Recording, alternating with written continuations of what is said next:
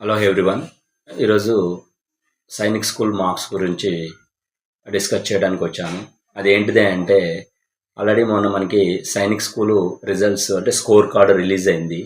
దాంట్లో క్వాలిఫైడ్ అని పడదండి.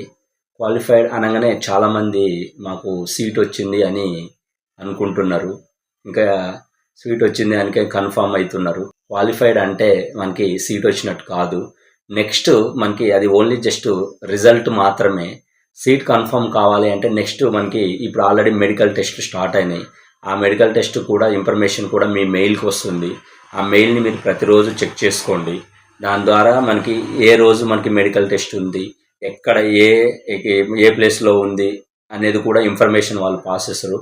Medical test after మనకి నెక్స్ట్ కౌన్సిలింగ్స్ ఉంటాయండి. రౌండ్ 1, రౌండ్ 2, రౌండ్ 3, రౌండ్ 4 ఇట్లా రౌండ్స్ ఉంటాయి.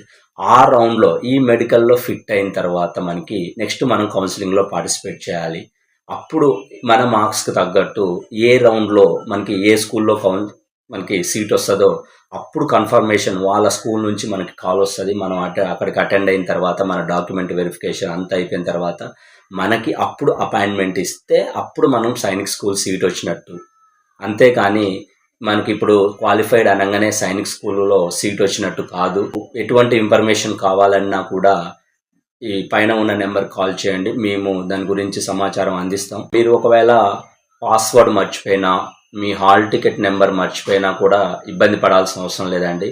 మీ నేమ్ గుర్తున్నా చాలు. ఎందుకంటే తెలంగాణలో entrance exam, Sainik entrance exam రాసిన ప్రతి ఒక్కరి డేటా మొత్తం మేము కలెక్ట్ చేశాము.